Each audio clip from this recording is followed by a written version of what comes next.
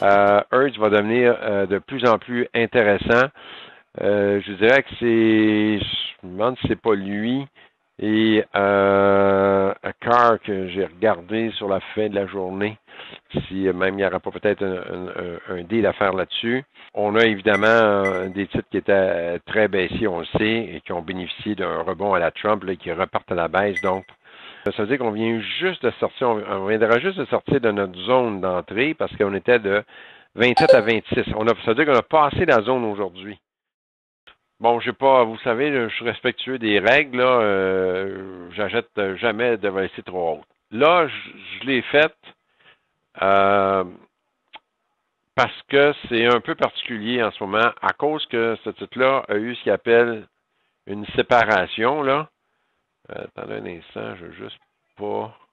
Donc, j'ai fait un peu fi de ça, exceptionnellement, je vous le dis. Parce que de toute façon, j'anticipe un mouvement important de ce titre-là à la baisse. J'avais le choix de prendre la Strike 25 m'intéressait plus, mais je ne voulais pas prendre du janvier, c'est trop proche. Fait que pour prendre du avril, ben j'ai pris du 22,5. Alors, tiens, dans le fond, 3 mois de plus pour 2 piastres et demi de différence de strike, là, ça vaut la peine. Parce que je vais vous montrer, c'est le delta dans le fond. Delta là-dessus, 29 cents. C'est pas beaucoup en ce moment. Ça pourrait, par contre, évidemment, monter là avec si le titre bouge dans notre direction. Aujourd'hui, Hertz a continué, on l'a vu en intraséance, regardez ça. On aurait même pu prendre une position de day trade là-dessus, là. Donc, position qui va très bien. Hertz, on a des puts là-dessus.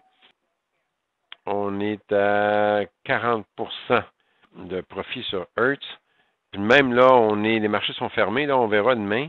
Mais si on arrive dans le 75 à 100% de profit, là, ce qui pourrait se produire assez rapidement, au rythme où ça va, là, une journée ou deux encore à la baisse, puis on arriverait dans ces eaux-là, de 75 à 100%.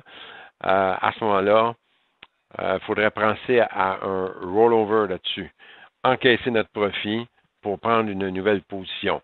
Parce que bien que Hertz soit très baissier, on le voit ici, là, c'est sûr que plus qu'on va s'approcher de la zone de 20 et plus bas, ben c'est sûr que moins qu'il y a de potentiel. HTZ qu'on surveille pour peut-être une prise de profit. C'est plate, j'aurais aimé ça qui tombe encore plus vite aujourd'hui parce que mon intention, bien évidemment, c'est rollover ou prise de profit, je vais vous en parler, là. Mais mon intention, surtout pour un week-end de 3 jours, s'il aurait été. Là, on est à 50% de profit là-dessus. Hein, c'est quand même assez intéressant. Là, ça fait quelques semaines qu'on est là-dessus. Là. Mais on aurait une volatilité quand même élevée là, actuellement. Donc, il faut être prudent là-dessus parce que toute baisse de volatilité va se calculer pour des avrils là, à pratiquement 5 cents du point là. Donc, c'est quand même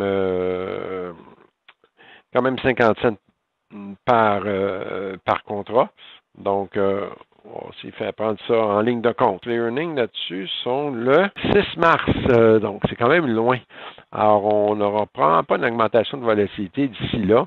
On risque d'en avoir plus une baisse. Donc, mais moi, je pense plus à une vente là-dedans qu'à un rollover. Et quitte à racheter, je ne vous dis pas que je ne serai pas racheteur, mais la volatilité va peut-être baisser. Et là, on pourrait peut-être prendre ça à un prix plus bas. Alors, je vais probablement passer de la parole aux actes à 23,60, 3,80. J'ai passé à 3,70 instantanément. Ben, génial, c'est un profit hein, intéressant. On a du 50% de profit là-dessus, ou à peu près.